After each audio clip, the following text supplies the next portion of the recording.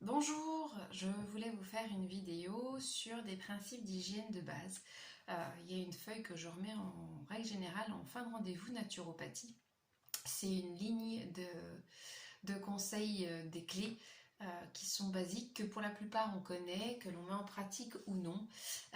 Mais voilà, je voulais juste vous la faire connaître. Vous pouvez la retrouver sur mon site internet. Et voilà, je vais vous parler de 10 principes en tout cas. Donc bien évidemment, celui qu'on entend parler à tout va, c'est de manger varié et équilibré.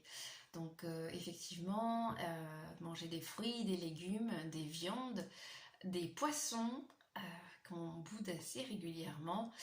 C'est important, on va retrouver des principes qu'on n'aura pas dans les viandes.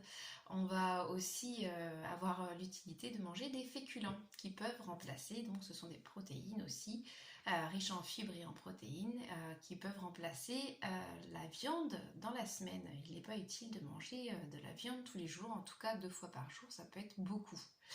Euh, donc voilà. On peut également remplacer, aller chercher des protéines végétales. Euh, Manger des salades et puis accompagner ça de noisettes, de noix euh, et d'autres protéines, d'autres oléagineux si vous en avez le besoin. On peut utiliser, varier ces vinaigrettes avec de l'huile de colza, de l'huile de sésame, de l'huile de noix justement, qui va être très bon d'ailleurs. Tout ce qui est noix va être très bon pour tout ce qui est sphère intestinale. Ça va aider au niveau des omégas, il va y avoir vraiment ce dont l'organisme a besoin pour se régénérer. Boire régulièrement de l'eau. Alors, de l'eau, mais plus entre les repas. Pas tout le soir. Et puis, varier les eaux assez régulièrement et préférer les eaux plates, plutôt aux eaux gazeuses et aux eaux hyper minéralisées qui vont être plutôt pour la reconstruction après l'effort sportif par exemple. On va garder en mémoire ce que disait Bertrand Boisson. L'eau emporte plus qu'elle n'apporte. Elle doit être utile au drainage, au renouvellement au niveau cellulaire. Donc voilà, on va aller chercher de l'eau de source faiblement minéralisée ou en tout cas assez équilibrée. Mais vraiment pas besoin d'avoir des eaux hyper minéralisées. Sauf si besoin, encore là, après un effort sportif ou autre chose. Voilà. Mais vraiment garder à l'esprit que l'eau emporte plus qu'elle n'apporte. Elle sert au drainage plutôt qu'à la reminéralisation. La reminéralisation, on va plutôt aller la chercher par l'alimentation, pour un quotidien en tout cas. Manger moins de sucre ajouté. On laisse tomber un petit peu tout ce qui est produit light et puis on va utiliser des produits complets, semi-complets qui seront riches en fibres et donc qui vont aider à la digestion. On va limiter tout ce qui est produit, ça maintenant c'est énormément martelé relayé par les médias, tout ce qui est produit qu'on achète les conserves, les plats tout préparés, ce genre de choses qui sont hyper sucrées, qui cachent des édulcorants, qui cachent des conservateurs et tout un tas de choses. Voilà, il faut privilégier les cuissons lentes de préférence et faire attention parce qu'effectivement au bout d'un moment, que ce soit même je pense aux féculents, ça peut se transformer en protéines glyquées. Ce petit sucre qu'on aime bien quand on fait dorer sa viande, ce petit goût sucré caramélisé, bah, effectivement ça se transforme en protéines glyquées. Donc du glucose, du sucre caché. Donc le sucre qui est rajouté dans les plats et encore en plus, comme les consommateurs, les papilles s'habituent au sucre, au goût du sucre, à une certaine teneur en sucre. Donc les industriels rajoutent aussi du sucre parce qu'au bout d'un moment, le consommateur va se lasser, ne va plus sentir le sucre tellement il y est habitué. Et le sucre étant aussi addictif, pour continuer à appâter les gens et puis continuer à ce que les gens adhèrent à leurs produits parce qu'ils ont besoin de ce côté, ils ont créé ce besoin de côté sucré, ils vont aussi augmenter les doses de sucre, il faut le savoir. Donc il faut s'habituer à moins sucrer dans son alimentation et puis utiliser des sucres dits plus naturels. mais aussi s'habituer à moins sucrer. Ça sera très important parce que tout ce qui est source de sucre va entraîner des toxines que le corps va devoir éliminer. Voilà, on appelle ça des colloïdes. Et donc les colloïdes vont être évacués plutôt par la sphère pulmonaire, peuvent être aussi par le système, par le gros intestin, mais ça va être plutôt ça, par la peau, mais ça va être tout ce qui est mucus, tout ce qui est aussi au niveau de la femme, au niveau vaginal, ça peut effectivement ressortir par là, mais c'est vraiment tout ce qui est colloïde, voilà, qui va être, voilà, c'est vraiment essayer de limiter et de revenir au moins sucré, ou en tout cas au côté sucré mais naturel. On va préserver aussi ces vitamines en mangeant plus cuit, ou plus cru, pardon, plus cru, ou en tout cas en cuidité. On va vers des cuissons, ce que je vous disais, plus lentes, de manière à bien préserver. À partir de 41-45 degrés, les légumes vont commencer à perdre dans leur teneur en sucre. On va également essayer de limiter tout ce qui est consommation d'excitants, tout ce qui est caféine, tout ce qui est théine. Voilà, on va essayer de tout ce qui est alcool, tout ce qui est tabac, on va essayer de s'en passer, ou en tout cas de garder juste ce côté plaisir, mais pas le côté addict. Voilà. On va peut-être plutôt privilégier des aliments détox qui vont être du type la pomme, qui vont être le kiwi, la betterave, qui va venir bien détoxifier au niveau du système digestif, cru si possible, ou semi-cuit en cuidité. Et puis l'ail aussi, qui va être un détoxifiant. Voilà, on va privilégier ce genre de choses qui va faire du bien à votre teint. On va respecter aussi son activité de sommeil. Pour certains, ça va être 7 heures, pour d'autres, ça va être 9 heures. Pour certains, ça va être à partir de minuit jusqu'à 9 heures du matin. Pour d'autres, ça va être 9 heures jusqu'à 5 heures ou 6 heures du matin. Respectez votre rythme horaire. Voilà, en fonction de l'âge, en fonction de votre activité journalière, en fonction de tout un tas de choses, vous n'aurez pas les mêmes besoins. En fonction d'un enfant qui est en état de croissance ou pas. Voilà, les besoins vont être différents, donc ça va être important de respecter les signes de fatigue, et puis d'être à l'écoute de son corps justement et ressentir le moment où on est fatigué. Ça va être important pour tous les jours de la journée, mais quelque chose qui n'est pas souvent assez pris en compte, parce que pas conscientisé du tout.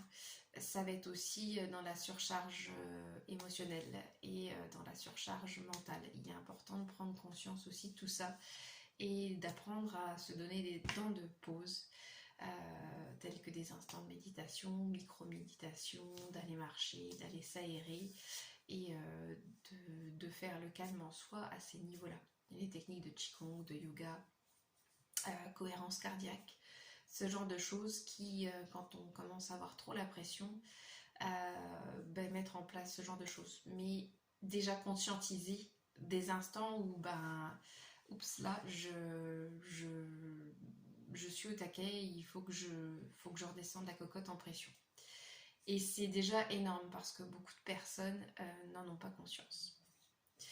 Avoir aussi une activité physique régulière, toujours avoir le côté du mouvement pour pouvoir activer la circulation lymphatique, la circulation sanguine qui se fait aussi beaucoup par le mouvement.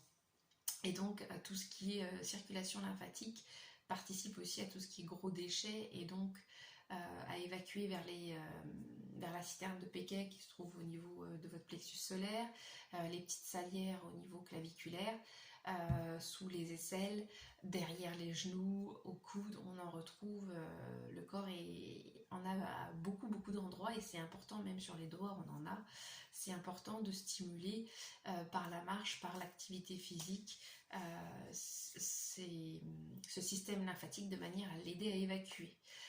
Ça peut être aussi par du sauna, du hammam, voilà, de manière à détoxifier aussi le côté peau, parce que la peau est un émonctoire qui permet, via la sudation, d'expectorer des toxines. D'avoir une bonne hygiène corporelle, donc la douche le matin fraîche pour se réveiller, pour s'activer, ou la douche soir plutôt chaude pour se détendre, mais important de se laver, de bien se démaquiller quand on se maquille. Pas besoin de prendre tout un tas de produits qui des fois sont assez riches en produits toxiniques, mais avec une capacité de conservation en général aux alentours de 6 mois. Prenez un gant de toilette, prenez votre savonnette. Il y a tout un tas de sortes de savonnettes, mais il y a la Dove aussi pour les peaux sensibles qui fonctionne très bien, qui est assez facile à avoir. Mais voilà, et en plus le fait d'avoir le gant de toilette tout simplement, ça va vous permettre de stimuler au niveau de la peau et pareil, tout ce qui est zone lymphatique, de pouvoir faire aussi de l'automassage et d'avoir aussi une peau la plus propre possible, ça fera un effet gommage. Voilà, mécanique, un effet gommage mécanique. Privilégié aussi, j'en parle, on a des personnes qui ont créé une entreprise à Magne, juste à côté, les produits Fenua. Alors ça s'écrit Wenua, je m'excuse si j'écorche, mais ça se dit Fenua. Voilà, ce sont des produits vraiment d'origine naturelle, où il y a une recherche derrière, une vraie implication des personnes dans un registre écologique, mais de conscience, avec des produits vraiment de qualité, donc à essayer. Je vous les conseille vivement. Vous pouvez les retrouver à l'épicerie Riverac de Rethel. Vous pouvez les retrouver dans beaucoup d'endroits, dans des salons de coiffure, parce qu'ils font des produits pour la barbe également. Et vous pouvez les retrouver sur leur site internet, tout simplement. Voilà, pensez aussi aux produits à base d'argile pour aider à nettoyer, le sauna, le hammam. Il y a des plantes sudoripares aussi qui peuvent aider, ou alors les bains hypercaloriques qui peuvent être utiles pour provoquer des sueurs. Ça, j'en parle un peu plus en rendez-vous, mais quand il y a des problèmes cardiaques, vasculaires, ce n'est pas conseillé du tout. Donc on a l'hygiène de son corps, mais on a l'hygiène aussi de son habitat qui est son corps, mais aussi de son habitat, de sa maison. Et ben voilà, on range les pulls quand c'est plus la saison, on les ressort, on range ses placards, on dépoussière, on aère matin et éventuellement aussi le soir avant d'aller coucher sa chambre pour bien pouvoir se réoxygéner durant la nuit, parce qu'il y a un travail énorme qui se fait au niveau de l'organisme de drainage la nuit. Et puis on va laver au mieux sa maison. Attention aux produits détergents, là encore qu'on va pouvoir respirer, tout ça. Prenez des produits les plus naturels possibles. Et puis pensez à tout ce qui est aussi un peu d'huile essentielle de temps en temps à diffuser dans la maison s'il y a des petits rhumes qui traînent. Donc on fait ça, des diffusions 2 fois par jour, 20 minutes, en dehors de la présence des animaux et des enfants. Et puis on laisse recirculer, on aère. Voilà, ça peut être des petites choses, mais ne serait-ce que déjà aérer. Même l'hiver, c'est important. Vous allez regagner au niveau aussi de votre chauffage, au niveau des calories, au niveau chauffage. Oui, ça fait frais, mais derrière, non, vous n'allez pas réellement surconsommer. Au contraire, moins il y a d'oxygène et moins ça va pouvoir bien aussi se réchauffer et moins l'ambiance va être agréable. C'est important d'aérer sa maison, même l'hiver. 10 minutes, un quart d'heure, tout ouvert. On ne reste pas dans les courants d'air, bien évidemment, mais on aère et on referme après. Une autre petite chose, essayez de rigoler. Rigoler 1 fois par jour, c'est important, même autant de fois, il n'y a pas de souci. Ça va permettre de relancer votre système digestif, de relâcher le diaphragme, de relâcher les tensions. Voilà, il y a tout un tas de façons de pouvoir relâcher ces tensions, faire du vélo, faire de l'activité sportive, faire des promenades, s'aérer, changer son esprit, écouter une bonne musique, lire un livre, peu importe, à chacun de trouver sa sauce, aller nager, aller pêcher, peu importe. Mais voilà, faites une chose par jour au moins qui vous fasse du bien. Et puis par jour, vous pouvez aussi mettre sur votre téléphone une petite alarme et puis dire je fais ma pause. En tant qu'ancienne salariée, je ne prenais jamais de pause. Pourquoi? Parce que je ne trouvais pas ça plus ou moins légitime quelque part. Je ne buvais pas de café, je ne buvais pas de thé et je ne fumais pas. Donc je m'étais pris la réflexion 2-3 fois de mais pourquoi tu fais une pause alors que tu fumes pas, tu bois pas de café, je m'étais dit mais c'est vrai, bon déjà j'en prenais pas souvent, mais non, au bout d'un moment, il y a un moment donné où bah si, vous avez à prendre une pause, et ma pause c'était faire le tour du quartier de maison et d'aller m'aérer. Donc voilà, je faisais une petite pause comme ça, mais aller s'oxygéner, faire une pause pour mieux redémarrer derrière. C'est important de faire des pauses. Autorisez-vous-le. Ensuite, bah voilà, 2 fois par jour, faites des exercices de respiration si besoin ou autre, mais prenez soin de vous. Et le soir, petite chose importante, c'est de vous remercier d'avoir pris du temps pour vous. Et vous pouvez marquer sur un petit livret, un petit carnet de bord, peu importe, 2 à 3 choses que vous avez fait dans la journée pour que vous preniez aussi conscience de ce que vous avez fait, de ce que vous avez apporté à vous, à votre entreprise, à votre famille, mais des choses positives de manière à nourrir cette reconnaissance de soi que l'on n'a pas l'habitude. Donc voilà, faire des siestes si besoin aussi, ça j'en ai pas parlé, pour aider à digérer.